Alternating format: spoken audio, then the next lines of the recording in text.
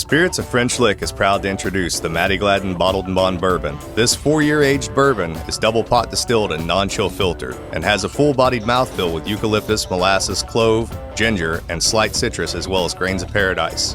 The finish is long and reappearing on the back of the tongue with notes of pepper, tobacco leaf, and mint green. All of our spirits are available for tasting and purchase inside the French Lick Winery and Distillery. Spirits of French Lick. Respect the grain, please enjoy responsibly, and be sure to follow us on Facebook and Instagram.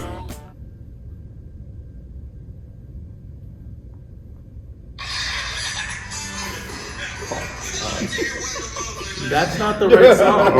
That's perfect. You're gonna find. Can you? Yeah, I see it. I'll give you like 30 seconds, and then we can talk. And another. No, you got to find the right one. You had it up there. I actually saw it. I knew it. That was amazing. Perfect. That's great. By this much. All that anticipation. Oh my But that's God. why the podcast is so awesome. We fuck up and we don't correct it. Run with it. Exactly. We get better and better. This is pre-drinking too. That was. Oh my God. What about that door song? Yeah, just play that one. This one right there. Right there. There you go. There we go. There we Yeah. go. Woo! All is set up for a mess up.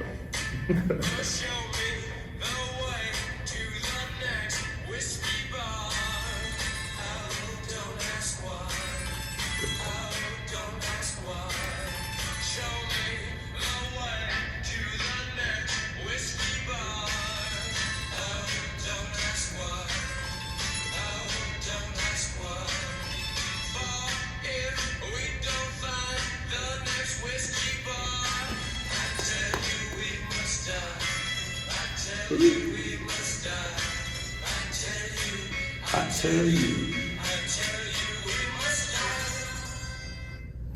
All right. Welcome back to an awesome edition of the Scotchy Bourbon Boy podcast. This week, we are really in a different place, a real different place. We are at the Spirits of French Lick Winery and Distillery. We are here with Master Distiller Alan Bishop. Sure, Bish, sure.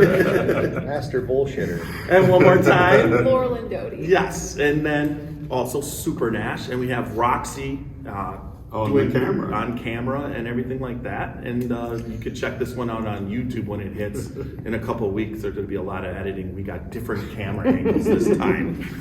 We're not editing out the content. It's just going to be UFO putting in it here. I You forgot guys to got ask all you guys kinds of where I'm shit. supposed to look. Well, you got that one there. That's it. You got that one, and you got that one. This one will move all the time. So, and then if they have any questions, we can answer them on Facebook Live. We'll just answer them direct. Cinematic shocker with all those cameras.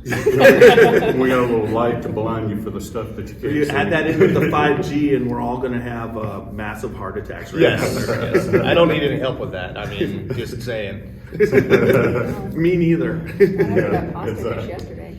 Yeah, I regretted that all day long after that too. That was a bad time. That was dumb. I knew it was dumb when I did it. Did it anyways. Smothered cheese stuffed noodles. A lot of cheese going on. Well, they're getting ready to cut it off, so you got to get it all in. Right? Right. Apparently I got the last one. I don't know if they were like counting That's down true. their servings or what, but apparently I got the last one and people were disappointed. Whoa. You weren't. I wasn't disappointed at all. The servers heard about it though. And any of that extra cheese sauce, just go ahead and bring me a gallon of that. I'll drink it. What's really cool is we played the Matty Gladden ad at first, and I was sitting right next to you while I was listening to you. That's super weird. Yeah, exactly. Yeah. I apologize. And I don't have to do any. I usually do a read, and I don't have to do that here because we're here. We're here. Yes, Exactly. exactly. And we are in the Rick House. Yeah, the barrel room. chai. Yeah, Barrel chai. and it smells unfrickin' believable or unfucking believable. Hell I'm, yeah. I'm in the real mode. Right. We have to thank Christopher Lopez for telling me that the lens was fuzzy on your camera. Oh, so I you wiped down the Yeah, so there's a big Yes. wipage that just happened. And now he says it's perfect. Excellent. I thought you were pointing at one of them. And I was Oh, getting ready to no. say, hey, something's on your face there. Dirty equipment.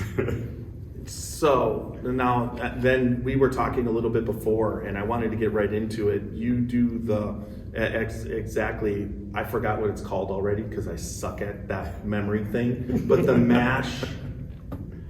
Mash-ins. Mash-ins, Yeah, yes. mash-ins, yeah. I dress up all dorky in period clothes, and you know, it's a good thing that I'm not single because I'd never get laid. When you dress up like that, though, you have the look. You would have gotten laid in the 1800s. Oh yeah, they've been all about it. They've been all about it. They've been like, look at those pants that go up to his chest. They're amazing. Exactly. That's what they thought was hot back then, though, right? They were into it. Yeah. No, the bad thing is, me and Brian Cushing at Locust Grove have gone out of our way, like with the clothes that I wear. Like even for the time period that we're in, they were out of date because I told him I was like playing the poor Hoosier who came across the river to come, you know, to come help the rich man make whiskey. So I want to look like I'm a little out of the time period. Like even back then, they've been looking at me and been like, "Man, the same shit my dad was 20 years ago," you know. And you gotta actually have what the preconceived notions of the time period. Oh yeah, were. You gotta cover you that. gotta get into character, and then there's a whole thing like. So one of the things I found out the hard way, which of course I'm bald anyways, but you shave your head back then, that was a sign that you were a convict or a felon. So fell right into that. With the tattoo number? Yeah, right. Yeah, that's the teardrop. You got to get the teardrop. I always find it funny that when I was growing up as a kid, they always told you, well, if you do that, you're going to end up in jail and they're going to feed you bread and water. And it's like that somehow that was a bad thing. Right. Right? It's better than if you fix Hamburger Helper one more time this week, Mom. And for me, it's not like now if I eat bread, it's like I gain like 5 pounds and so I can never have it. So all I ever want to do is eat bread. So I was like, maybe I can get in jail and just eat bread. My body's going through this thing right now where, so my wife, her gallbladders is going bad. She's got to have it removed, right? So she's changed her diet the past week or so, which means that I have mostly changed my diet except for here because there was pizza and pasta. But like last week, my biochemistry was all messed up. And then like this week, it's even worse because I've now eaten pizza and pasta here 2 days, plus all the healthy shit that Kim's been cooking. So my body's like, what the fuck is wrong with you? Go to work to cheat on your diet. Plus the amount of tasting that you must do. Especially with all these barrel picks with single barrels and stuff. It did that, and then the podcasts and all that stuff. It Contributes. It's a lot. It's a lot. No, I basically have been doing since I believe in late October. I've been on an elliptical. And so that's how I've been able to go negative for a little bit, where I would have just gone completely positive in the other way. Well, and that's when it really gets to you. Since like 3 Octobers ago, I've been becoming an elliptical. I've been sort of living through Jeff. Right. Yeah. Yeah, so you got to keep that going. But the mash-ins, I mean, those are cool events, and you do such a good job of promoting them on Facebook. It's just kind of like every time you're there, I think, I need to drive down for one of these and just be a part of it. Yeah, man, I love doing those. Those are like, I don't know, there's something about going back and doing things the old way. It's almost a spiritual sort of thing, whether it's at Locust Grove or doing, the Hell's Half Acre stuff, whatever. There's something to be said for doing things that way and having to break down your laziness with modern equipment and actually go back and split the wood and get the fires up and going and mash in with a rake and do the whole thing. Like, I'm more jealous of Steve Bayshore at Mount Vernon than I am of anyone else in the industry, because I think that he has, and obviously he doesn't get to mash in all the time and run the stills all the time, but overall I think he has the coolest job in the entire distilling industry, and I would love to do something like that for a living. But yeah, I enjoy that. And you get to teach people stuff. They get to see a way that whiskey and brandy was made in a way that they're entirely unfamiliar with.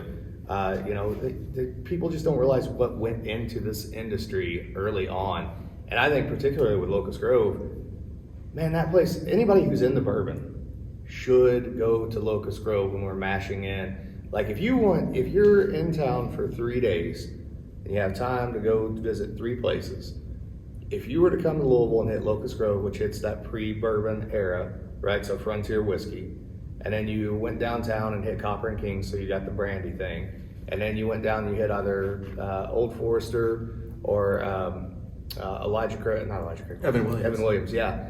You would have an overall nice little overview of kind of the majority of the history of distilled spirits in Kentucky. So it's just getting the word out there about it and making it become a more consistent, more regular thing. And we play around with whiskeys, we play around with brandies there. We just got done working on an absinthe project and all that stuff. So.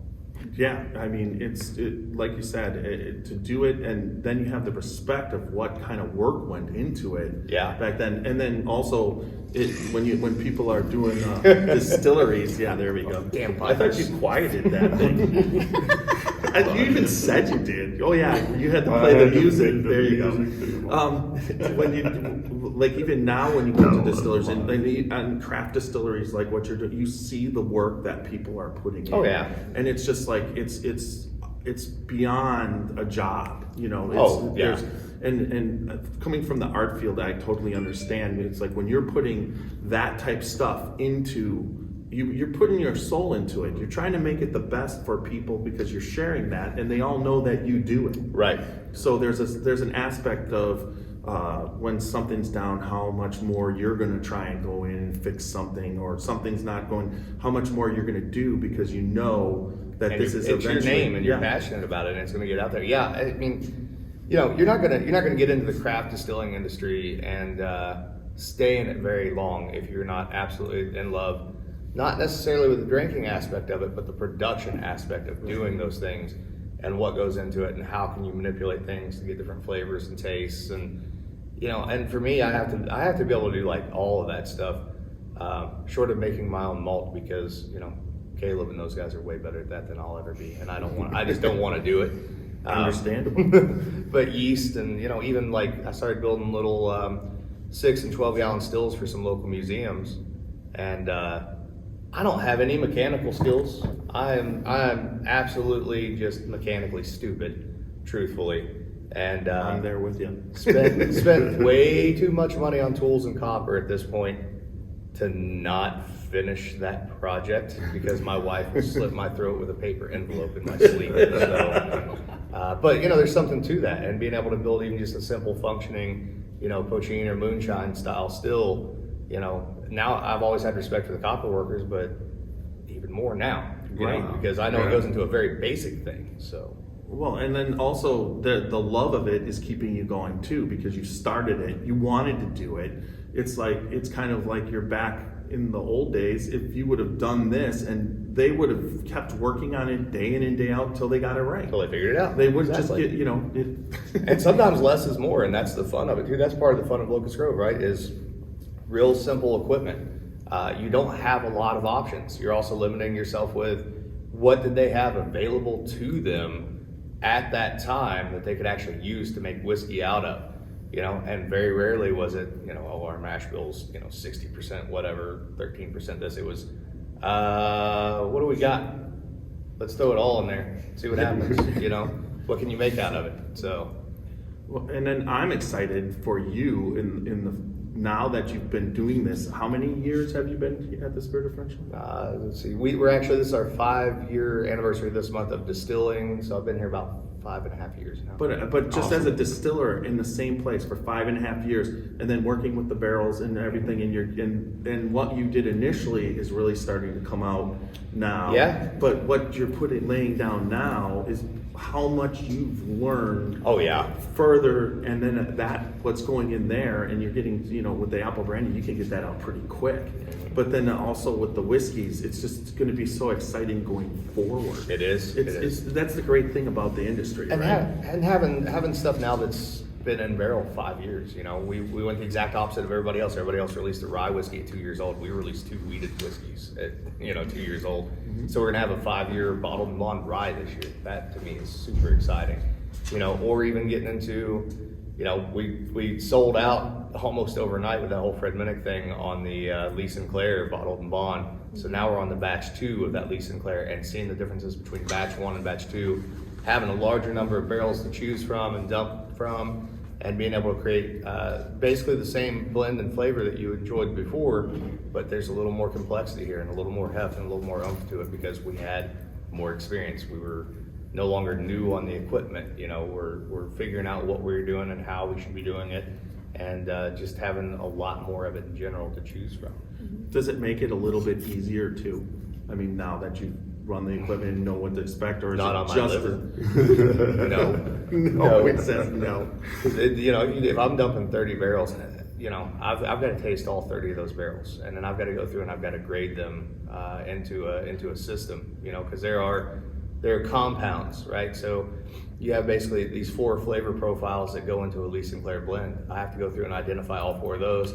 And then there's the 5th, 6th, and 7th, which are, what the fuck is that? And where did it come from? So, you know, it might take me 3 days to taste through 30 barrels. Because once you get to barrel 10, you're done for the day. There's no way you're tasting anything after barrel number 10. It's not happening. I had trouble with 3 barrels trying to at my first, but one thing I did learn, and I'm sure you do, is you have to eat. Yeah. If you don't eat, it's obviously. Well, no, but if you don't eat, it's and you're doing 10, it's all over, and you might pick a barrel that you don't even remember. Right. Well, I'll tell you, the Mississippi guys, there's something in the water in Mississippi, and I'm pretty sure it's that the water is just liquor, because when those guys come up to pick barrels, they don't play around. They'll want to go through like 24, 25 barrels. And I'll tell you 2 things I figured out both times they're up here is A, is it lunch yet? Because please God, let it be lunch. And B, I've never tapped out of a barrel tasting, but they had me there. Like both times, I just want to be like, all right, guys, whatever you got, what you got, because I'm going home one way or the other. Wow. I love you guys, but I'm going home. I'm making Dad drive because I can't right now. And that's Some one of thing these nice guys having are your like big burly guys, and Well, actually, some they're of them, like, it's the little ones that are Yeah, scary. The little ones are the ones that are scary. Man. They put that's away. what I thought you were going to say when I mentioned I had to that. convince him to take a break for lunch. I was like, wait, we'll taste through some down here and then break for lunch, and then we can go to the regular house and taste through the rest of them. Well, my son-in-law is the same way. He's this little guy, and he can just unbelievably drink an unbelievable amount of whiskey, and you're just like, what? How? Christy Atkinson How the hell from can you do Distillers that? Talk is like that. She can outdrink me, and she can do it for several days on end, like, you know, 4 days, and she'll be hanging out with people and drinking. And she doesn't always drink a lot, obviously, but like if I hang out with somebody for a day and I drink, the next day I'm worthless. I'm just done. If I eat and stick to one spirit, You're good. I can stay on that, and the next day everybody's all hungover, and I'm fine, I'm good. Right. But it has to be one spirit. As soon as it changes, Then it becomes it's a all problem. over. Yeah, I'm it's all glad you over. said that about Christy, because she said something about next time I come up, she'd take me around to a few Yeah. distilleries. Yeah. So I You need just- to watch out for that. I'll tell you right now, you bring snacks and bring an oxygen tank. And just bear in mind that she seems sweet and innocent, but she's evil on the inside. She's, we call her Welsh Christie. She's a swamp witch. Okay. So, anyways, with that said, what do you have here for us? Yeah, so we pulled out a couple of different things that one of which you've had before, but so the first one that I pulled out for you was the new blend of the Lee Sinclair Bottled and Bond. So this was like a 27 barrel dump versus batch 1, which was I think 14 or 15 barrels, something of that nature. So obviously it's going to be, you know, the same Sinclair that you know, but again, there's some more complexity here. I feel like this batch is actually better than batch number 1, just because we had more selection that we could get into. And this hasn't come out in the gift shop yet because they're still tax stripping it, I believe. So. Yes. The fun of tax stripping. Although we did just ship some to JBI, so it will actually be hitting stores in Indiana. In Indiana. Yeah. Yeah, we were out of our Bottled and Bond Lee Sinclair for hell, I don't know, like 2 months, something like Yeah, that. a good 2 or 3 months. And it was overnight. I mean, as soon as Minnick hit this, it was, you know, pedal to the floor and it was gone. Well, and the cool part of that, all that, that I've noticed that what you've been doing on social media and with other people. And I actually used, at Christmas time, I made a batch of the Scotchy Bourbon Balls Yes. with the Lee Sinclair bottled and bond, and that was delicious. I think we brought some of those for you. You did. I mean, yeah. Like, You say all- cheers you to said- everybody. Cheers. Cheers. Cheers. So what all is involved in those? Well,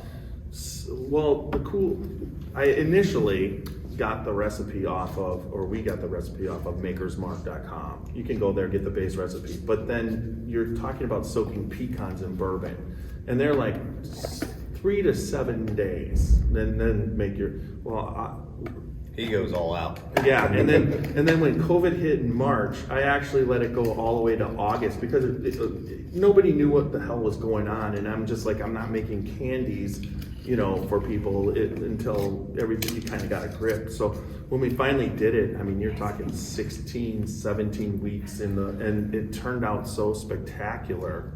Oh my goodness. Here comes one. Wow. Yeah, they're really good. And it turned out so good that then I started increasing so usually it goes at least 2 months. I let them soak for eight weeks. Wow. And then Okay. make the batch. But, Neat. and then it's also powdered sugar, butter, and then bourbon mixed with the crushed up pecans. And then you roll those. And then that becomes the filling. You let them sit and then you put them in the refrigerator once they're rolled.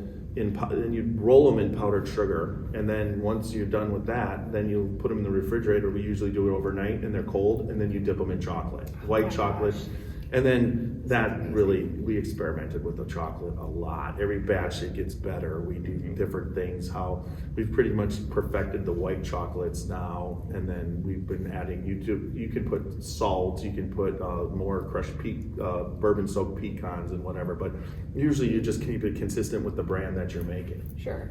Neat. So- Oh man. I do want to warn you, once you take a bite, Yeah. it'll ruin you from any other bourbon balls that you ever Yeah, tried they're before. that good. Yeah, they're Yeah. not legal. Yeah, He no sent me a other one box will of ever them, and taste as good as those. I might have given Dad one and hidden the rest of them. This is the thing I'm talking Wow. about. You get stuck in my braces. Yep. No better time than on a podcast, Right? right? Yeah. Oh. Oh man.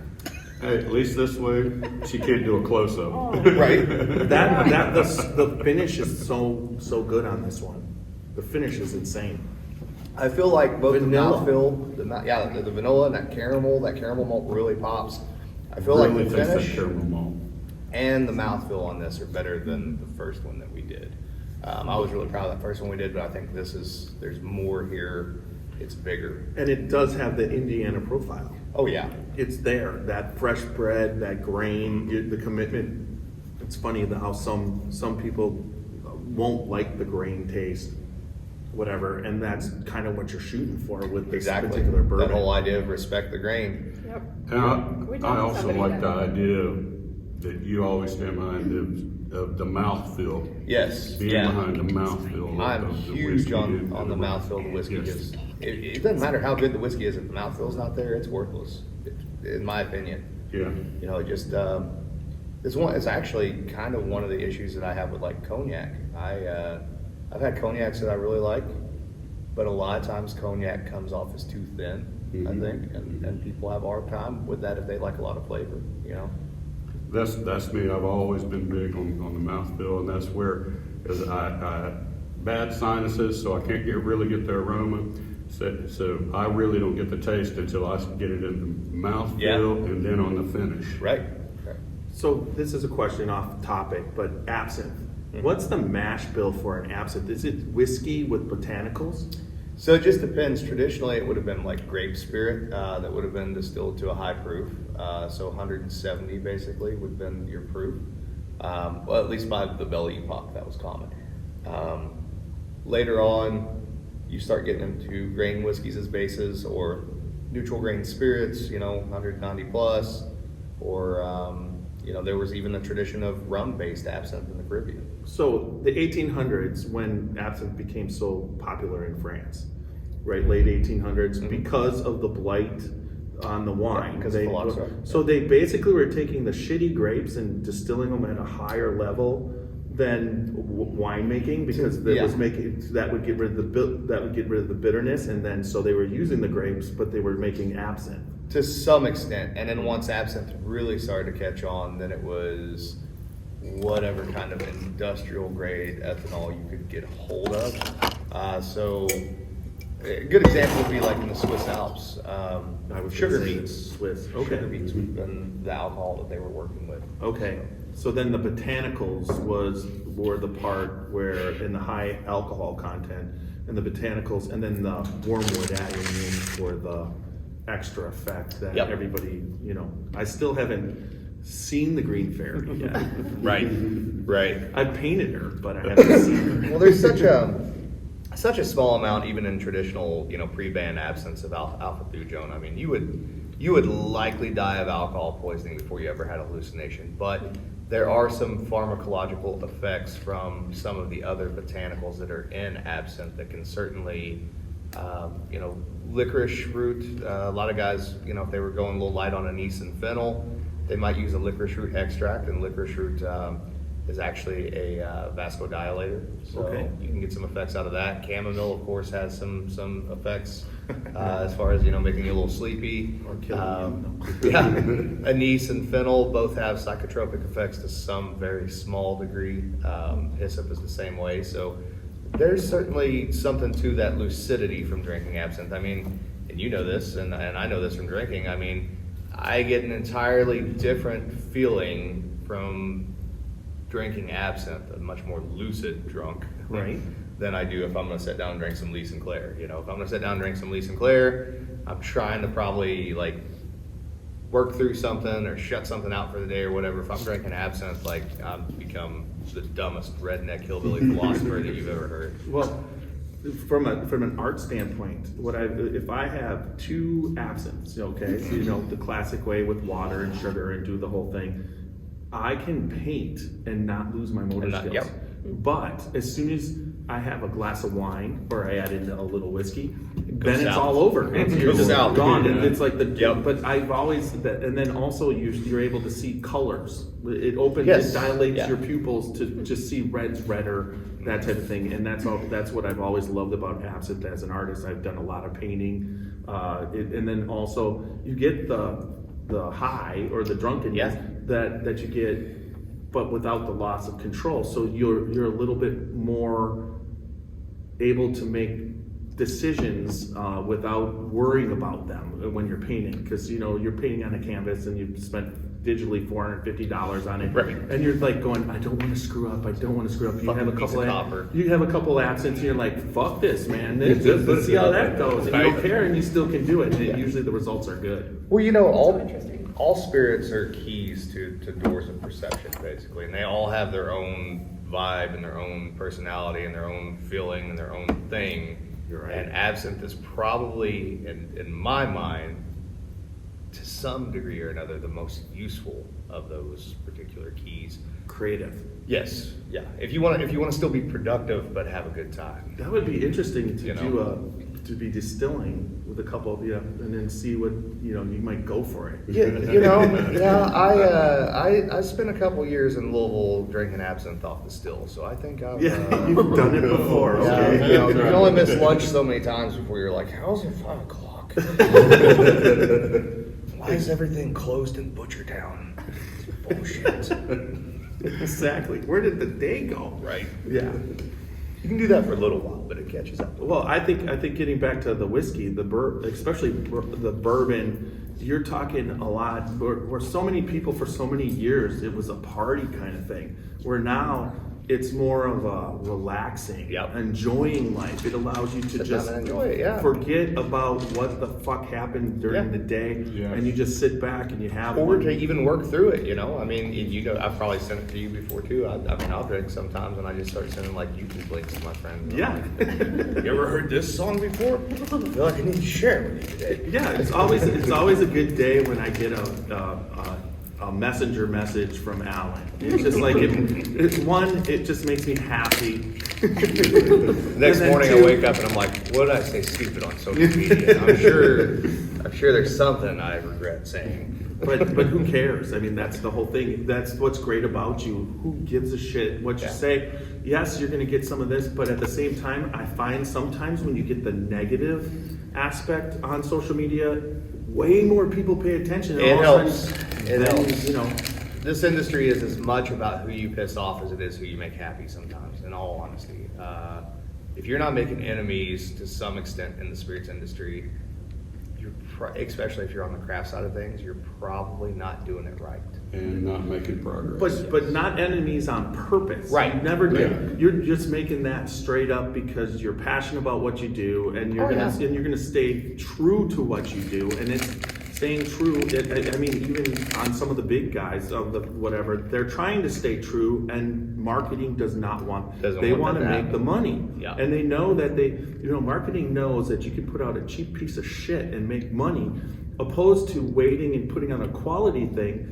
And it's a trade-off, but the long term for them doesn't matter. The long term, and when you're talking bourbon, 100% long term is everything. You're gonna basically keep doing this, and then after you're gone, there's gonna be barrels, just like Parker Bean. Mm-hmm. His stuff is still being produced afterwards, and that's a legacy. That's a lineage, and passing it on to the next generation. And the one thing that's been so true, that the more you get into this, is that even during the bad times, everything keeps and sustains. It's kind of like, even during Prohibition, there was still stuff left, even when it was over 13 years later. They thought it was shit because it was aged too long, but then they realized at that point that aging can actually...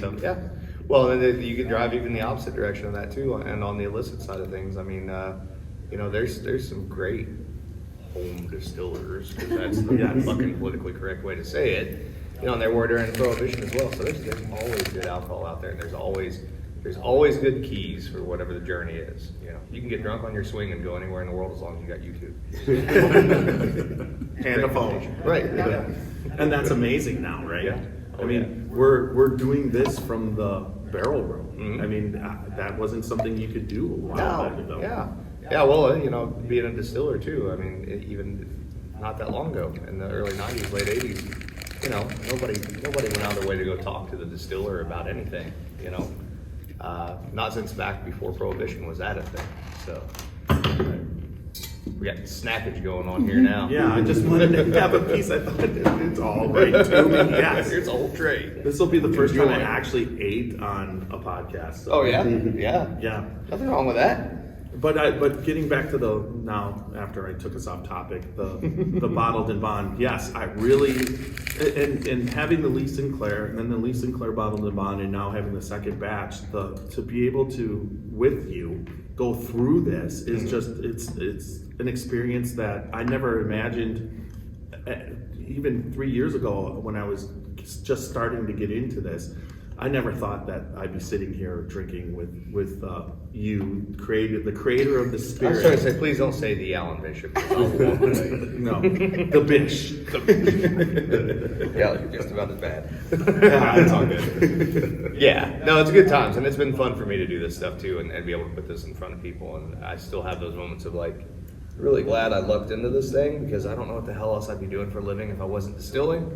I'm not overly talented at anything else, so this is kind of what I've got. But kind of this or Walmart reader, I think. Yeah, except you're so talented at it, and you've done it in the journey, and that's one thing why everybody always wonders, how did you get to that point? So many things happen, and then you just realize that almost like it's like what you were born to do, and you got to do it. Right. Yeah. You get to wake up every morning and do it. But you can't just sit there and say you didn't do a lot of things to get No, to you have this to keep point. working at it. Yeah. All the time. And even if you're comfortable with your distilling methodology and the product that you're making, then you still got to push it out the door to people, right? I mean, there's how many guys are out there right now making truly great products who you've never heard of because they don't understand the marketing side of it, and they don't do anything to push it, and they don't do. What's that? Oh my God. That's amazing. Why is there 11:53. Why is there an alarm going off at It's, 11:53? It's Kung Fu fighting. At my other job, it tells me it's lunchtime. Right? And if you're not like out the door, you need to be, right? Yeah, that's usually That's what it the means. case. I need to get out of here. That scared the shit out of me, honestly. What the hell is that? You guys ready for the iconoclast? Yes, I've been ready for this for a while. So this is the same mash bill, so 60% corn, 17 wheat, 13 oats, 10% caramel malt. Mash bill I came up with when I was 15. I think we talked about that last time. What the iconoclast is it's obviously the same label as the bottled and bond, but with a little sticker on the bottom. This is a 3-barrel dump. And so what happened was, from the first couple batches of Sinclair that we had, there were 3 barrels that were decidedly unlike Lee Sinclair. But of their own accord, those 3 barrels didn't have any one element that, like, if I tasted them and I was going to do a single barrel, I wouldn't put these in front of people that wanted a single barrel. They just weren't where they needed to be at. So I got thinking, well, what the hell am I going to do with them, right? So I started playing around with different blends, different proportions, and it turned out that when you blended the 3 of them together in equal proportions, they were far better than the sum of their parts, and in my opinion, superior to the Lee Sinclair bottled and bond. It's a little brighter, a lot of like honeysuckle and honey notes to it. Out of everything I've ever done, this is my favorite thing I've put in the bottle so far, I think. So, Wow, that although sounds that Williams delicious. Dalton's pretty close. I was that's one thing. Was talking to Freddie No at the Barrel Pick, and he said the same thing. One thing that he learned is that you can have 3 blends of barrels that you're blending, and they could be not good or whatever, and you blend them, and they added up. It brings can something else to produce the table. can produce something that wasn't even there. Yeah. That's one thing that he said, like when he works on Little Book, that he said that he's learned that it's just like it comes out of nowhere. Well, even some of these guys that are doing merchant bourbon, where they're actually playing around with the MGP stuff that was supposed to be component whiskeys. Some of these guys are pulling out flavor profiles from those MGP mash bills that are mind-boggling because they're used in the right way. Right, and that's the skill of blending. And I hate to say this, but one of the better blenders, where the blenders are they come from Canada. There's just some Because they're trained unbelievable. to it, yeah. Right, that's one thing. Whereas bourbon really is just starting to get into that blending aspect. It's so young here compared to the other whiskeys. Right. That there wasn't a lot of people, but it's so cool to be a part of that. Yeah, I mean, really- the finishes and the blends, which have been a part of Scotch forever. In the U.S., you basically, I mean, as far as consultants going, I'm sure I'm forgetting somebody here, but I mean, Nancy Fraley is really the only kind of professional blender that consults for distilleries that I know of off the top of my head. And she's trained in cognac, where that's a very common thing. But then she also has a very different approach to it than, say, somebody from Canada would have, or somebody from Scotland would have, to that blending thing. Mine is all, I mean, I've done some classes and stuff, but mine is almost all self-taught as much as anything else. So. And it's good that yourself, because where you do your mixing and blending for profile and everything is yours, and you're getting at the point where you understand it fully. Right. Where and it's really cool that when you're using your own, our own from the stuff. different places. Yeah. We do get some honey and floor in that. So Oh, yeah. Nice. Ooh, like a honey bread. Just missing the butter.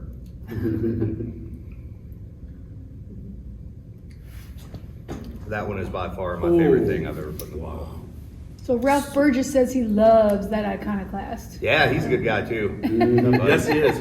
Ralph is. We're all kind of between Super Nash and myself. We're talking constantly. Yeah. That's for sure. Hey, Ralph. Yeah, that kind of. Yeah, it's so different.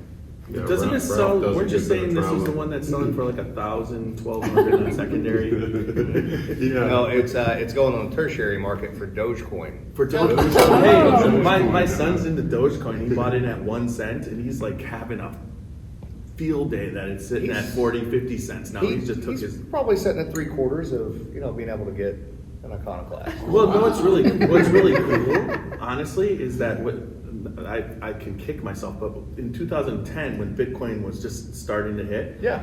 a guy offered me 10 Bitcoins for one of my paintings. And Bitcoin was You nothing. told me about that. I remember that. And it's just like all of a sudden now. That's $500,000. And I was like, damn. So when my son said, hey, you want Dogecoin? I'm like, I'm in. If you had those 10 Bitcoins, that would be 2 bottles of iconoclast. And I would trade for that. That's that good. Right, exactly. We also, I mean, one of my hashtags is we sell souls. So I mean, if somebody wanted one, we take partial portions of soul. Well, I'll give you my whole soul if you let me work here. I'll trade you half of Jeff's soul. He's trading my soul. I made that deal when I started, and I'm just saying, think about it real hard. Well, that's what I was trading half of his. She's actually got it in a jar. Ooh, your soul? Yeah. Yeah. Yeah. Well, Awesome. Got it locked away. Nice to meet you. I'm really, really proud of that one. I think that's a good one. It's amazing. I see why. Absolutely. It's the sweetness It's very good. with the grain compared to, we're comparing the two, right?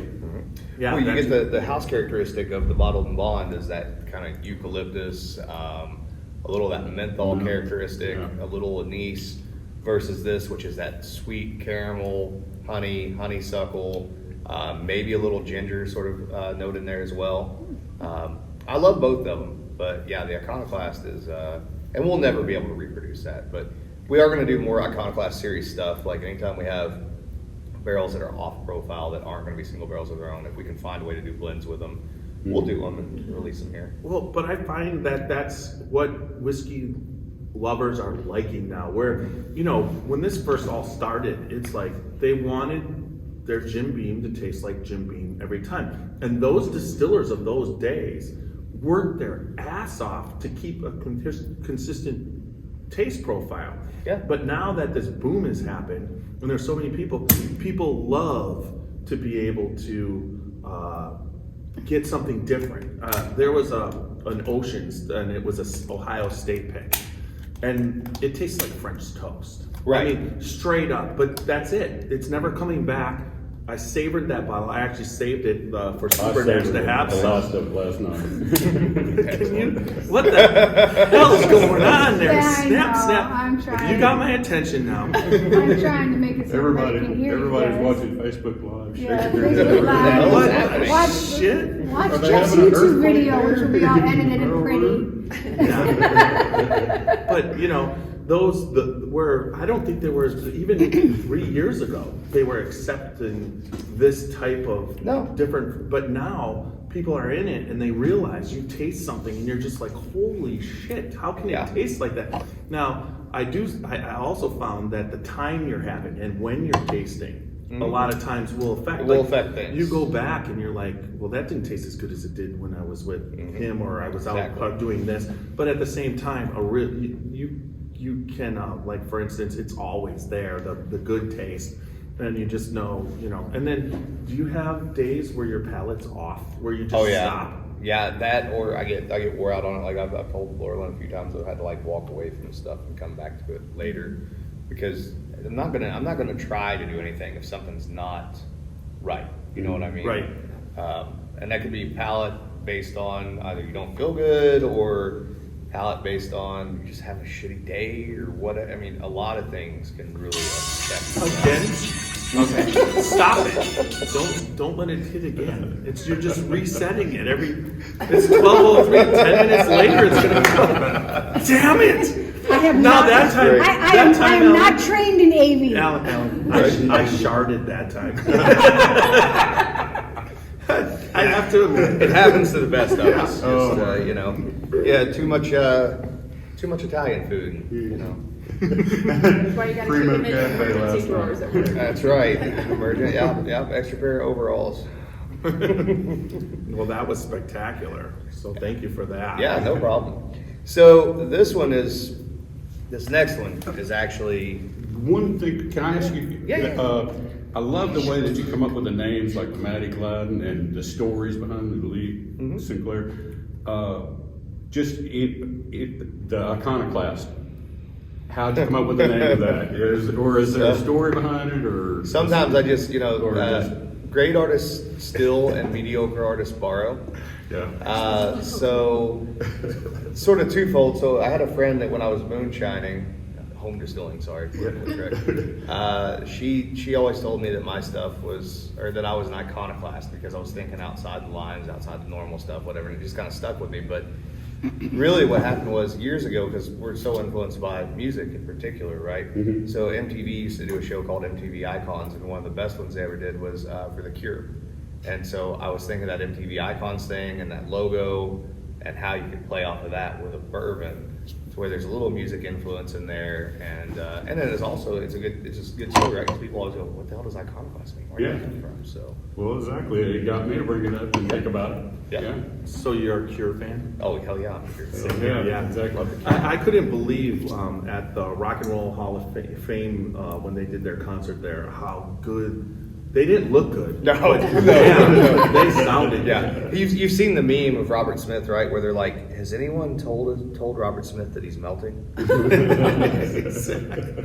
It's like that look barely worked for him then. Yeah. And now it just is He so looks like wrong. someone's like Grandma. slightly mentally deranged Italian grandma. Yeah, 100%. I mean, I'm just like, holy shit, that looks like my German grandma. He looks like, and he's up there singing, and wow, that sounds good. Right. Talent. How does your voice sound like that? But you look the way you do. Yeah, God. exactly. It's just like, no. right. Everybody knew back then, it's like that was weird, but still kind of cool kind Yeah, of thing. yeah. The cool's gone. Yeah, you don't have to do it anymore. You don't have to do the theatrics anymore. I think I would be impressed if I just saw you. Yeah, you can keep the weird hair. You can just go ahead and ditch the makeup, and you guys just play acoustic, and we'll all be happy if you play 4 or 5 times a year. Yeah, We'll still respect exactly. you and love you. Yes. So this is the William Dalton. We haven't even released the bottled and bond of this yet. I think we've done a couple single barrels of Dalton. Yeah. So this is the replacement for the weeder, what we call the weeder. So it's the old APH Stitzel mash bill, 70 corn, 20 wheat, 10 malt. We use caramel malt. So this is a barrel from 2016, one of the last of 2016 William Dalton barrels. It was 4 years old, and then I got a hold of some toasted French oak staves from Steve Bean, who brought them up here. He came up here and hung out one day, and I threw a few of them in the barrel and finished it on that French oak. And this one, I'm not even gonna say. I'm gonna let you guys see what you think of it. But Awesome. That's right on the Maker's Mark Yep. thing, right? Yep. Which it's still bourbon. It doesn't have to be American oak. It can be any kind of Yep. oak. As long as it's new oak. Yep, exactly. And toasting is just a lighter form of charring. Yes. That's- Yeah. But toasting is, I mean, spectacular. I mean, honestly, do you like toasting or? I do. So char, a lot of people get confused by this. So char itself in a barrel is really just there for a filtration element. Right. That's why all the big guys go with 3s and 4s, because they're running column stills. You can't get as clean of a cut off of a low rectification column still as you can a pot still or a coffee column in particular. So they need that 3 and 4 char as a filtration unit. What we need is a 2 char, because we've already got clean cuts. What we want instead of that heavy char is we want a toast level underneath that char. So medium plus toast and then medium plus toasted heads. That toast is actually what's going to give you your lignin breakdown, and that's going to give you your toasted caramel, your vanilla, toasted coconut, toasted hazelnut, those sort of things. It's where all the wood sugar is actually at itself, as opposed to once it's charred, it's really nothing but carbon. There's nothing there. Right, you lose it until you hit that barrier. Once Yep. the char, that's where with the char you're picking it up, but you're also, like you said, you're getting that filtration process. So they'll char it a little heavier so that they can get the bad stuff out Yep. into that level. And the same reason why our warehouses are different than what you'll see in Kentucky. I don't need the heat to drive off volatility. In fact, in some cases with Lee Sinclair or anything that's a little more volatile like oats or buckwheat, I don't want those high temperatures, because I'm driving off that volatility. I'm losing aroma, and if I lose the aroma of the grains that I'm working with, and our motto is respect the grain, or focus on those positive attributes of the grain, And the blend and balance of fermentation, distillation, and then maturation, I've defeated the entire purpose of everything I've done at that point. Right, you're doing a specific taste profile, and that type of high heat barrel aging is going to eliminate most of it. It's designed to eliminate most of it, and that's what they're trying to do there, which is completely and totally fine. And it's made them a lot of, but at the same time, this is just proving that bourbon can taste. You're controlling it to taste the way you want it, and I've just, there's an Indiana taste profile, which which earns respect. I mean, like you said in other podcasts a million times, that you're not trying to compete against the big boys. They do it good enough, and there's enough of it. But and we're not even trying to compete with even Huber's. You know, they have their own style, and we have our own style, and what we're here to do is to represent the Black Forest of Southern Indiana in particular, and all those distilleries that are gone. I will say this right now, and it's the first time I've said this. This has now replaced this for me. I absolutely love. First taste is just got me. I love wheat bourbon, and it's what this is, right? Me too. That's my number one go-to. Me 3. I've heard you say this twice in this so far. You use caramel malt. Is that like a brewer's malt? It is. And I think I heard you say that on some of your other podcasts before. Yeah. So this distiller's malt is likely the least sexy thing in a distillery. It has one job, and its job is to convert starch into sugar for the conversion by yeast into CO2 and ethanol. The distiller's malt doesn't have much flavor. There's just not a whole lot there. And that's one thing where the industry has made a mistake, the big guys in my opinion too, is pulling their malt back, relying more on artificial enzymes, and not relying on that malt flavor. If you go back and you look at old mash bills, they're not 5% malt, they're not 10% malt, they're a lot of times 15% malt and higher. And the reason they were doing that is they were trying to get the flavor out of the malt that they could. But these brewers' malts in particular, so they don't have the diastatic power, they don't have the ability to convert starch into sugar that distillers' malts do. What they have is a ton of flavor, and there are a ton of different profiles. I mean, that's what makes craft beer so popular. There's so many options that you can play with. So, if I want some caramel, I don't need to get the caramel out of the barrel. I throw in some distiller or some caramel malt. How does that work? I mean, when you're talking about caramel, does that change it from not being bourbon? I mean, or chocolate malt, or what makes a caramel malt or a chocolate malt? I've never. So they're roasted to different degrees, basically. So like caramel malt, you'll have 10, 20, 30. That's basically based on how dark it's roasted to get that flavor profile out of it and the color out of it. But they are still malts. They still fall, as long as you fall into the normal bourbon, parameters. You can use whatever malt you want to in it. As a matter of fact, you can make a bourbon with all your proportion of malt. Get a team. Oh, you should. You wrecked it. I wanted it to turn it off. It's gonna put it back down. I'll turn it off in 12 minutes. 12 minutes? Roxy. I couldn't find your It's all right. I love. Where's your clock? Hey, who doesn't love kung fu fighting? Yeah, exactly. Right? It's fine. Well, a little We're kung just fu adding fighting that is in. good. I'm gonna get banned on YouTube because I have kung fu Okay, fighting. I'm timing it. 12 minutes from now. 10 minutes. It'll be. 10 minutes. Yeah. Be 12. 21. Yeah, whatever. Okay. Just hand it to me. Don't 1 stop minute it. before. Okay. So you Turn it the fuck off. So you can switch out all of your proportion of malt to brewer's malt, and you're still golden. And as a matter of fact, brewer's malt was much more common pre-prohibition than distiller's malt was. Distiller's malt wasn't really. You get what's called 6-row distiller's malt, maybe in the 1850s, 1860s, coming out of Tennessee, etc. But most distillers throughout the United States would have been using malt that was made by the local brewer and roasted to some extent. Okay. Cool. So it's the roasting that takes it. So they call it because it gives it the flavor. Yeah, it gives it the flavor. Yeah, or like chocolate malt, for example, is for all intents and purposes, it's almost burnt. That's where the characteristic comes from. You get almost like those coffee, those dark cocoa notes out of it. And color. Yes. I mean, the mash bill for a chocolate malt, when you're watching that mash, it's just blackish brown. Yeah. Well, I mean, you coffee. you look at like a dark stout, you're going to see that coloration. This has actually got a darker color than the other three. It does. Yeah. Yeah. That French oak really came Yes, through in it that. does. I'm getting that French oak. The finish is. I'm getting dark chocolate finish like all day long. It's spectacular. The finish is like and it's long.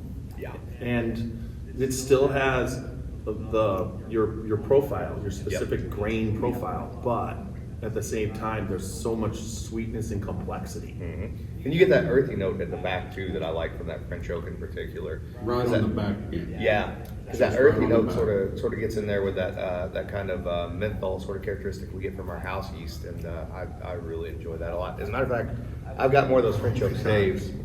I'm gonna try to do some Sinclair like that as well at some point. So. That'd be fantastic. That is a perfect go to bed pour. That just like hits the back of your throat, kills all the stuff in the back of your throat, and it's like, and it's not too much. It's just like you feel like it's doing, and then you get the hug. I'd like to point out just how professional I've been. Look how almost perfect those pours. That's something. Yeah. No pour spout or anything. Well, you know, you can tell which one. Yes, it is. Except this one is that one's a down, little that more. one's up, and that one it's kind of yeah. We're getting there. You're just saving it. Right. So I'm hoping you guys like that one. That one was a lot of fun to play with. This is beyond like It's fucking awesome. Yeah. I really like that that one. I have to, I have to step up. There's a little toasted coconut in there that I pick up on here and Yep. there too that I like a lot. Almost that like almond joy sort of thing going on. So I would, There you yeah, go. you're right. There you get an Mounds. almond Mounds, joy yeah. because you got the chocolate. yeah. It's funny you should say that. I was Coconut, just yeah. thinking And the in my almond. mind that I love almond joys, and I get that Because I almond get joy the taste. I get the Yeah. almond up You got front. the I get the almond, yeah, almond you up got- front. Yeah. Then I get the coconut and then the chocolate. Awesome. Yeah, that one's delicious. Wow. And that one is named after William Dalton. So he was that was the longest tenured distiller in Indiana history. He worked at the Daisy Spring Mill Distillery for 55 years under 2 different owners, and you're only ever going to hear his name once or twice ever in Indiana history books. But he ran those pot stills for 55 years the hard way. There's the camera. I was looking for it. I was like, where's the camera? There it is. 55 years the hard way, running off of wood fires and that whole thing. So he deserved a little respect. So. Until Absolutely. now. Here are more now. Right. Well, yeah, you're going to hear his name a lot more Yeah, now. I- With that. For sure. Yeah, whether that gets out on And the bottled and bond of that'll be out when we June 1st. June. Okay. June 1st. Yeah. Yep. So that's the single barrel? Yep. And then you'll have the bottled and bond with that. Okay, excellent. And there will be a single barrel label at the bottom of that one. They just haven't come from the printer yet. Did you say we're making a trip back up too? Yes, a couple people said good looking label. They like They that. all are. Yeah, so I the, love your The labels. single barrel will actually be out in the tasting room in the next couple of weeks as soon as we get the label in. Okay. And then the bottled and bond releases in June. Who does your design labels? I mean, if I can ask, do you, yeah. all y'all So- have a part in that, or? We worked. Jolie Kasperzak worked here, and she it was a huge part of that Big Red, obviously. And she's Hey, moved- Jolie. Hey, She's Jolie. moved on to other things now, but she was a huge part of figuring out this line and this family of products in particular. It was really a matter of working together with her and the family, and then also Sean White, who was our previous sales guy. I don't have the greatest aesthetic in the world for making labels, so like I have the ideas in my head, but I have to have somebody I can put that in front of. So Okay. she was very easy to put that in front of, and then she'd get that designed with Jeremiah. Jeremiah, Yeah. would do the illustrations. Local artist in Jasper. Okay, Yeah, cool. and the whole team aspect of it, of what you're talking, they're executing what you perfectly. Well, the like the paper, like the linen, that was Sean White, who, by the way, is the whitest girl that I've ever met. I love him to death, but it's true. He's the whitest woman I ever met.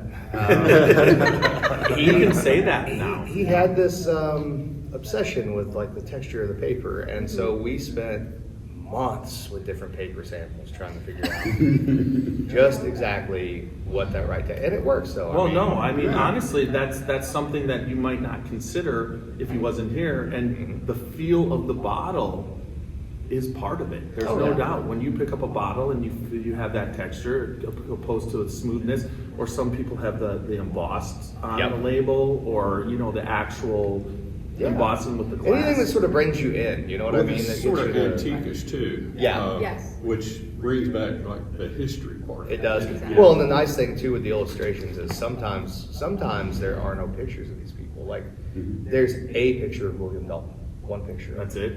Yeah, and that's it. With Sinclair, there's some pictures of him when he's younger, and there's 2 or 3 pictures of him when he was over at the hotel. But there's really not a lot. We're not going to have to worry about that with you. Oh my God! It's gonna be Just think in 100 years, they're going to be putting you I'll on be like Basil Hayden, but with a shocker. or just you'll just be like, Right. Eat it. I hope somebody just does a comic panel of it. You know what I mean? It doesn't have to be a photograph; it can be a comic panel. But that's the great thing about it. Like, even the fact that you pulled him, he did something for 55 years. Mm-hmm. And then you were able to pay respect to that. And that's about how Yeah. bourbon and whiskey work. It's like, it's forever. Right. Well, you know, that's the thing with the whole bourbon thing too. With the bourbon boom. People love bourbon barons. They love those stories of the guys who had the money and finance things.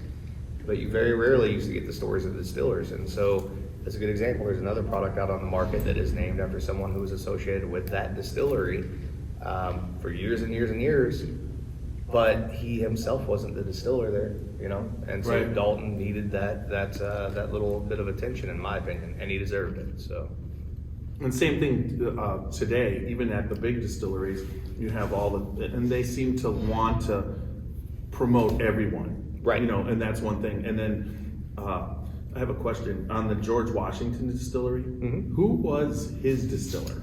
So that was James Anderson was the name of his distiller. He was a Scottish distiller originally, or we suspect he was distilling in Scotland. Steve Bayshore does. And then he may have had a small distillery or done some distilling work over here in the U.S. as well. So there was him, and there were also, and Bayshore would have to clear this up with you. You should get him on sometime. You'd love Steve. He's awesome. But there were also, I believe, 5 enslaved African Americans, maybe 6 that were there as well under Anderson. But yeah, I mean, Washington wouldn't do anything but that he didn't hire somebody that. There you go. Here's your chance. Here's your chance. Okay. All right. It's amazing. Stop. All right. Fuck that alarm. Fuck that alarm. Washington would have never done anything No, when he didn't okay. hire somebody that knew what they were doing. And so Anderson was actually a farm manager, and he's the one that talked Washington into starting the distillery and said, "Hey, you're losing money hand over fist on this farm, or on these farms. There were 5, I believe. You need to find some way to make money, and I think I can make a distillery profitable." So. What the HBO show? What was it? Boardwalk Empire. Yes. That really is what got me into Yeah. the distilling aspect and understanding the history of what's going on, because they tried to stay a little bit towards the Yeah. reality of the Yep. situation where roads to New York mattered Mm-hmm. and how they and then they realistically they put prohibition in with no way of initially enforcing it whatsoever, and No. they tried to enforce And it they a knew little they bit. couldn't, yeah. More people drank during Prohibition. That it actually made it more popular. But we lost our whole whiskey supply. We did, and we also lost a lot of styles, right? So not only Prohibition, but also industrialization. I mean, bourbon got down to, with industrialization and Prohibition, eventually you get down to 7 big distilleries, right? And they're all making, and I love them, I'm not knocking them. Right. But they're all making very similar things. That is not what bourbon has always been. Bourbon used to be a huge spec, nothing on this table is new.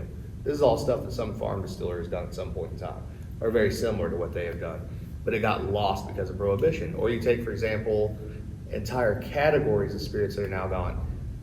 Brandy and rye were more popular than bourbon before Prohibition, and a lot of people don't know this, but there used to be what was called split brandy, and that's half grain, half fruit. So you'd have rye and apple, you'd have wheat and peach. Those things can come back still yet. There were entire categories of spirits that got wiped out. Who's your apple brandy? Gone. Nobody came back from that. Everybody knows the Lincoln County process, but did you know there's also what's called Robertson County process? So that's northern Tennessee and western Kentucky. Basically the same style of whiskey, but you don't sour mash it, you sweet mash it, and it was actually served as a white spirit after being strained through the charcoal. I think what's cool though, if you look at distilling history, it's going to come back. Oh, it will. It will, because this drove every country forever. Yeah. I mean, whiskey paid for 100% the Revolutionary War. It paid for the 1812, and then it was almost on Prohibition almost happened, and then the Civil War happened, and that just put the whole thing on, and it paid for. That was the only tax up until 1916, and the only reason why Prohibition could happen is because they started with income tax. Yes, Creature of Jekyll Island. Yep. And when you think about it, we were income tax, sales taxed, now we're whiskey taxed and everything. They tax us every which way. And you wonder why they have so much money. Right, yeah. You're not wrong. That's Even for sure. trying to hand sanitizers. Yeah. Taxes. Yeah, that's crazy. You know, these small craft distilleries are going to bring back a lot of those styles. I mean, what's on the table here? You know, I'm not going to get 90% of traditional Kentucky bourbon drinkers because they're already so, and that's okay. And those guys make good stuff. But this expands other people's palates. And Kentucky bourbon's not going to get less popular. It's going to get more popular, but there will come a point when people get a little bored with it and they start exploring. Well, I put this out. I think you guys have actually made them redefine and up what they're producing to the public. And I feel that Kentucky, even the low end benchmarks and whatever, you taste that now, and the quality of it and what they're putting out is consistently better because of the correct. Because they're being pushed. Right. And that's just it. In the end, nobody can make enough. Yeah. There's obviously there's a shortage always, and there's what you want to get and it's being bought up. But you can't make enough. I agree. Let's just do it to all the categories now. Right. You know? Well, I think your category. I mean, you're getting sucked into it. There's for sure. I mean, just by the people expanding their minds and the critics and everybody out through this, and Right. it's awesome. I'm always as surprised as anybody else when we get a positive review. In the United States, I think the people who are getting screwed are the Scotch makers, because the fact that they're producing barrel strength Scotch for the first time consistently now, and all of a sudden everybody's doing it, it just shows that the bourbon of what bourbon did to overtake Scotch in the United States. It's not overtaken in the world. There's no doubt about it. You look at what they're producing, they have no problem in other countries. Oh, yeah. None. But there's no doubt American Spirits has redefined themselves. Well, you know, that's a category that's up and coming right now, and I think, and I'll just go ahead and call it. I'll say the year 2025, you're going to really see it. But American single malt is going to be a major player in the spirits game by that point in time. Yeah, especially as Scotch will evolve, start to get part of the market, but then there's going to be a certain amount. I agree. I've seen it. I've tasted some American single malts that are pretty good, but it's just not the hot item right now. I'm looking forward to seeing what Bill Hockett is doing over at Dayton Barrel Works when he gets those single malts out in the future. That's going to be. I'm super excited to see what he's working on. Have you guys been talking a lot? Oh, we talk quite a bit. Yeah, I figured. It's just like, we're pretty tight. What's really cool is the Gervasi connection between you and him, and then the whole thing, and then now you add Shay in there.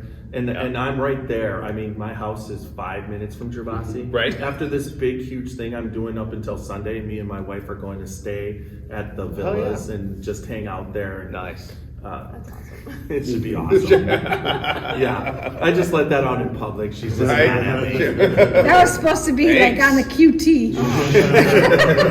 What are you doing? If any of our children are watching, you're in big trouble. Yeah. No, they're not. This is where you say, "I still love you, but I need a break." Yeah. I wasn't supposed to share that to them. You said to share it to all the groups. I didn't. I had children's group in there. Yours. So I've been on this past week. I've been on the Sopranos kick. I've started rewatching that again, and I feel like every time I watch it, it's a bad thing, right? Every time I watch it, I feel like a little bit of Tony Soprano like rubs off on me. Yeah. I just want to be like, And then they'll be okay. And then the nobody's dead is even more depressing. Right. Right. In real life and Yeah. I'm super excited about the new Sopranos movie though. I didn't hear that. Yeah, it's a prequel, and it's Gandolfini's son plays young Tony Soprano. Oh, wow. Did you get them I to hadn't even heard that. put spirited French lick into the bourbon aspect of the? They should. Yeah, I They think should. so. I think that's right there. Yeah, we've tried with Ozarks. That's what I'm aiming for right now is Ozarks. That would be Okay. amazing. That's a Right cool, in there. that's a cool That would be series. I've amazing. watched it. Well, So this is the right way. These are the labels that are fun for me because I get to thumb my nose at the industry a little bit. So we've done several of these like Unpretentious, The Right Way, Fascination Street. So they're not history based, but they are more, again, thumbing your nose at the industry. So I love the guys at Peerless. I love John Waddell in particular. They did a rye whiskey finished in an absinthe barrel from Copper and Kings. And of course that was an absinthe I worked on. And I thought, well, now I'm just competing with myself. I gotta put something out. And I gotta thumb my nose at them a little bit because I mean, we're in a lightweight division, so if they punch at us, it just looks bad on them. But so we decided that we would do the same thing. I had the absinthe barrel left over from the Fascination Street barrel aged absinthe project, and I had some 3-year-old rye whiskey, and I thought, well, let's throw that rye whiskey in there and see, 8-9 months later, see what it does. And I think what you're gonna get here, you're gonna notice and again, I love the Peerless thing, but the Peerless thing is very absinthe driven. This has that star anise characteristic, but I feel like that rye whiskey really fights back with that absinthe in a very positive way.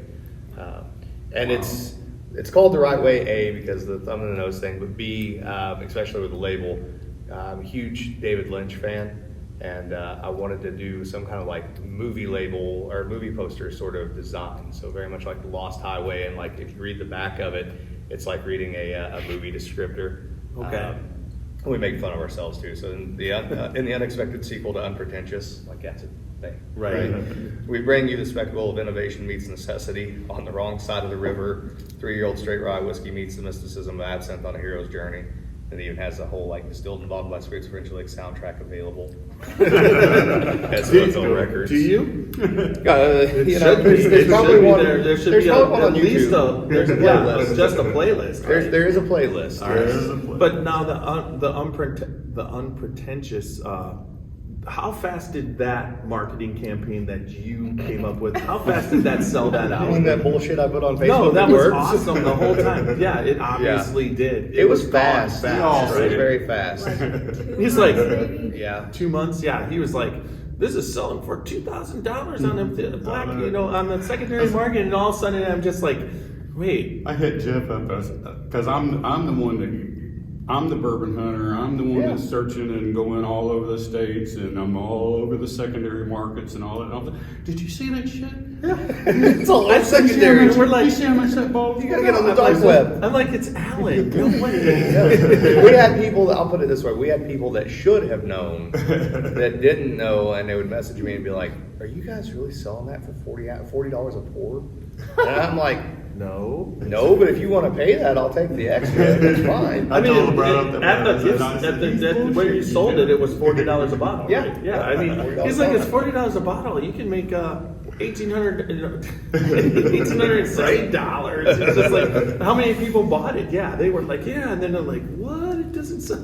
Yep. It was amazing. Jolie just kept telling cool. you to shut up. Every post, she's like, what are you doing? Yeah. There's so many phone calls like that. Like, get the phone call first thing in the morning. What the fuck is wrong with you? Why are you doing this? Because it works. Just watch. Ride the gazelle. Ride the gazelle. That's it. Ride the gazelle. So bourbon and absinthe had a baby, and what was born was The Right Way. There you go. Right. Yeah. No, There you go. no, they had a baby that's going to go to college and become a nuclear scientist. Yeah, The right way. you took it to the next level. Yeah. Let me be clear for consumers. This is the Elon Musk of rye whiskey. Yes, yes. There you Yes, go. there you go. The Dogecoin. The Dogecoin. Yeah. Yes. You can really smell the licorice and the absinthe on the nose, and you get a little bit in the taste, but then there's bourbon in there, and so Yeah, I that guess rye that- kicks I hadn't in. even and the rye smelled kicks it yet, in, and you get that but little my heat nostrils and a little spice. Your other absinthe. very what was- unique. What's, on the Uh, that I road. have? The Fascination Street. Yeah, Fascination Street. That's more absinthe. Yep. Mm-hmm. Yep. This is more bourbon with the, like you said, a baby. So they were fraternal twins, not identical twins. No, the other one was I drank a lot of that. the other one was Alan married a supermodel, and the baby looked like a supermodel, and that was the absinthe part. Married her before she was a supermodel. Yeah, exactly. She became a supermodel later. Yes. When she realized she could do better. So, and then now she pretends like she doesn't know me. This is amazing that I can smell. It's like on one side I'm getting the black licorice, but on the other side at the same time I'm getting all that rye whiskey Yep. at the same time. That was It's the just- goal, was to hold that rye whiskey up alongside And it. it does. Yeah. It But is not the part of awesome. rye that I hate. That Right. It's there. It's got that bite, but there's no. It's all. It's absinthe instead of celery and dill pickle and Old tomato. man's piss. Like I said, old man's urine. Yeah, there's none of that in there. Yeah. Thankfully, there's no urine, Aaron. Yeah. Right. That you know. And if there was, if secret's in that the would be sauce, your Jeff. dad, and you would have distilled that out. Don't so give we're him any okay. ideas. It's amazing. What an idea, right? You'd have to do it without him knowing. The though. Odell Bishop commemorative bottling. Yes. Yes. I can't wait to. Definitely I cannot wait get to his review picture that. on the front. Poor Dale, he gets blamed for so much. He does. Oh my He does. As it should. As it should be. Like when you hired him, he knew what he was in for, right? Oh, he knew exactly. Yeah, what that was. exactly. Yeah. He fucking This made is- you. Yeah, this is payback for my childhood, is what this is. Oh, This is, God. you know, a lot of. Why don't you go play in the street somewhere? all that stuff we were told was good. Now you get the chance. Yep. No, that's a great story. You and your dad. That's just. I worked That's with my awesome. dad from high school all the way until 40 years old. Right. And then I went and became. At this point, they moved to California. The whole art business was changing. So I took the job in Ohio to be a plant manager. I managed people, so that part was easy. But then over the last 17 years, learned everything. Like you do here, you know everything. So if someone new comes in, you can teach them that and teach them the way that you want them to do it. Yeah. But at the same time, then you know, like if you hire someone at 30, they should be a better worker, or someone at 18, you give them a little bit of leeway because they're working in a whiskey plant, and some days they're not going to be here because they haven't figured it out yet. Right. Right. Well, he worked at Kimball's for like almost 40 years, and my grandfather worked at Kimball's for like 35 years, and I wanted to get him out of there, and was lucky enough to get him in here.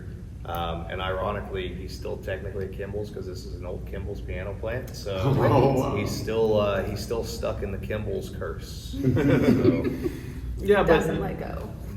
no.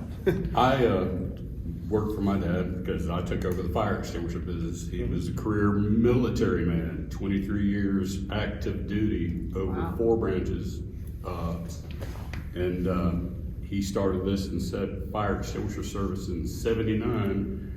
And I was the only one out of 3 sons that worked for him that could put up with all this military bullshit, deal with it, his right. rules and everything, and to stick with it. So Well, that's you're how in- I got You're in here. a unique situation. But he came back to work for me for the last few Oh, years. he did work for you. Oh, yeah, But yeah. he's working for you. So he had to put up with all your bullshit as a kid, and now he has to, or is he forcing you to put up with his bullshit even though you're working? So in other words, you're working for him now. Still. I'm not working for him, but it's about fucking half and half with it sometimes. Like, you can't just tell him you need something done because they're like, oh, I have to go do this. Oh, I didn't ask you to go do that. I asked you to fucking take care of what I just asked you to do. And I will tell you, I've had to threaten to leave him at work a few times or not give him a ride to work in the morning. And then I let him drive to work one morning, and he made the mistake of saying that he thought that Nickelback was a good band. Oh, wow. And I stopped my car in the middle of Highway 56. I was like, get out of my car now. Yeah. Don't you ever fucking say that again. Those are fighting words. Yeah. What? I like photograph. I bet you do. Get out of my fucking car right now. Hey, it's a generation thing. Right. Right. Nickelback, Def Leppard without talent. And they had the advantage because their drummer has two arms. Yeah, 2 arms. I was just going to say that, yeah. Right? Well, no. They had an album, or 2 albums with 2 arms. It was just the 3rd album that they actually made it when they eliminated. Who knew that's all it took for success? Yeah, you just had to cut off. He had an auto accident, cut his arm off, and Put him on a turntable. Yeah. So they could see he's only got one. Wow.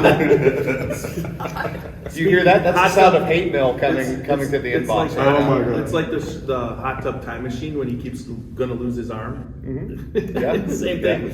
They'll go back in time, and it's like they make it so he doesn't lose his arm, and then they're not famous. I will be honest with you. I think Canada are great neighbors. Canadians are great neighbors, but they do owe us an apology for Nickelback. They really do. Not Bryan Adams. Bryan Adams was No, pretty Bryan good. Adams good, and Rush makes up Yeah. for Nickelback, but at least we're sorry. Okay. Well, I That's the think sound of our YouTube Nickelback. and Facebook likes going up. And all the comments coming in. I think Nickelback did the right thing and committed suicide right afterwards, musical suicide, because they never had any. Every single song on that album went off the charts, and then there was just nothing. Right. Yeah. Like, Well- did Nickelback even exist? You know, I mean, AC/DC made a career off of 4 chords, but they did it the right way. Right? You know, They fucking partied every single. And the Ramones did it off of 1 off chord. 1 chord, Which is chord, yeah. insane. played badly. Played badly. I saw them at live, and they basically, I could not hear any song recognizable, and they just pasted us back on the back wall. It was just like 1, 2, 3, 4. And it's like you couldn't even get the chord, whatever I hate this part about it. You know, what is it called when they sing it over and over again? The chorus. The chorus? Yeah, the chorus. Yeah. I was going to say chords, but the chorus.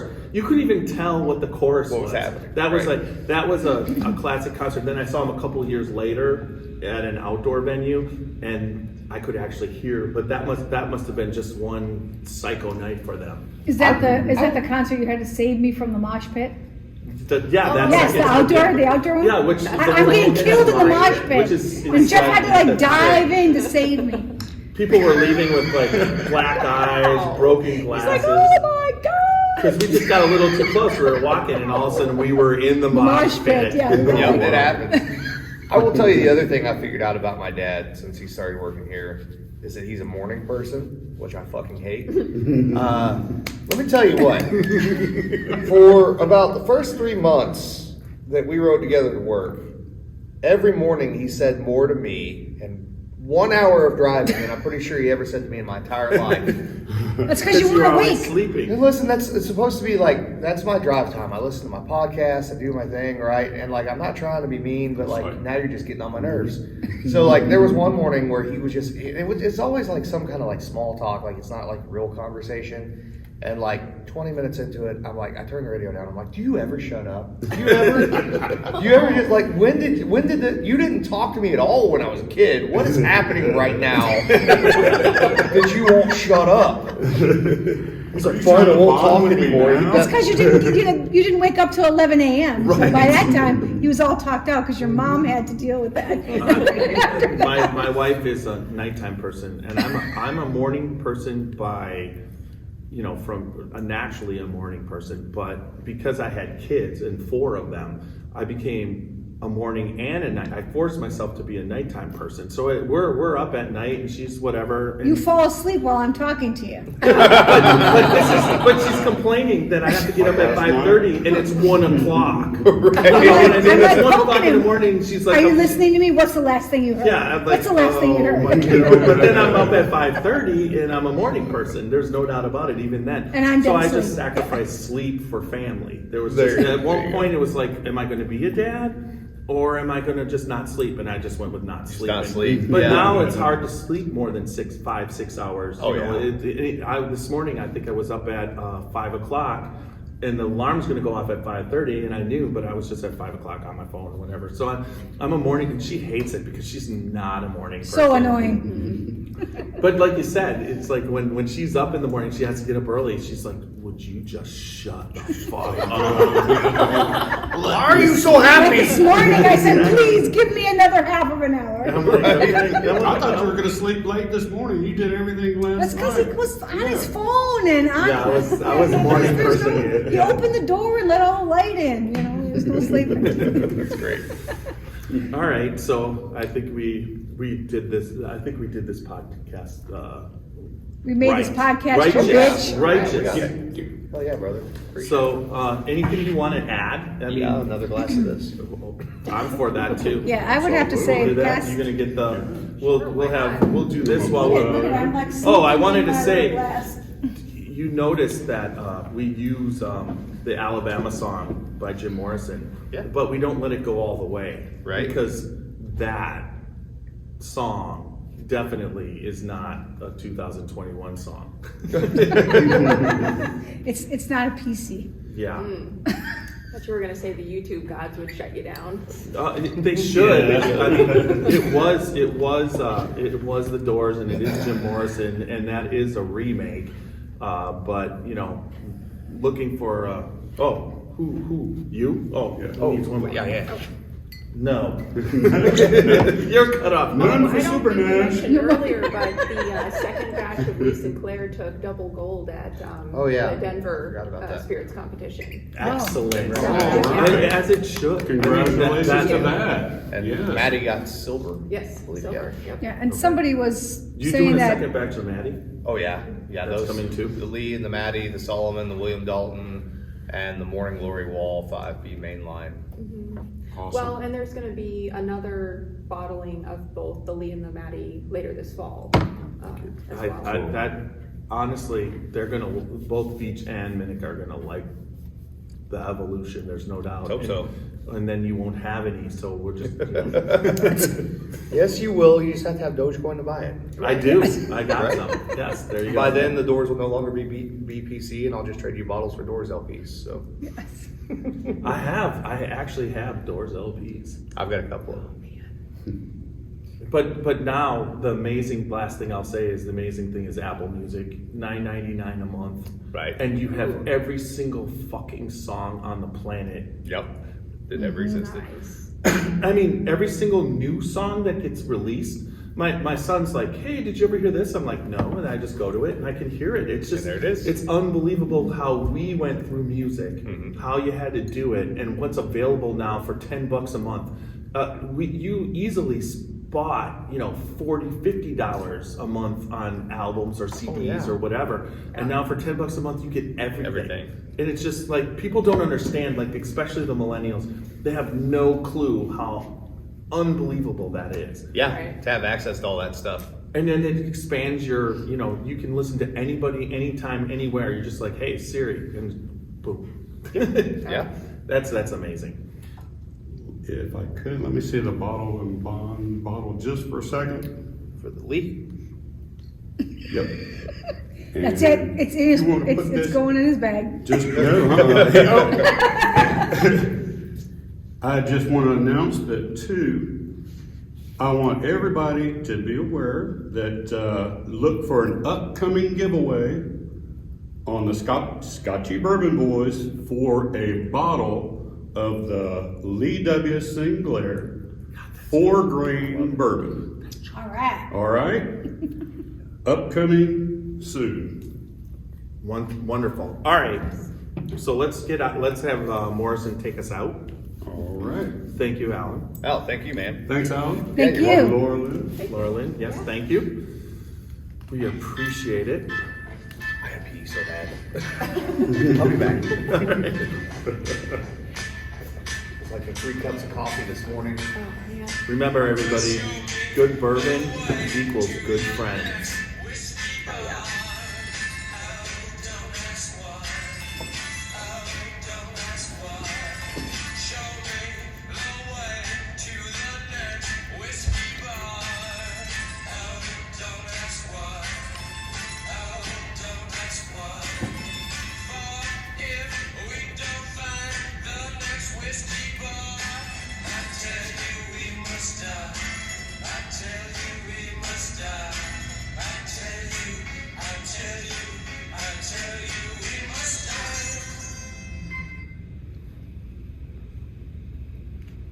All right.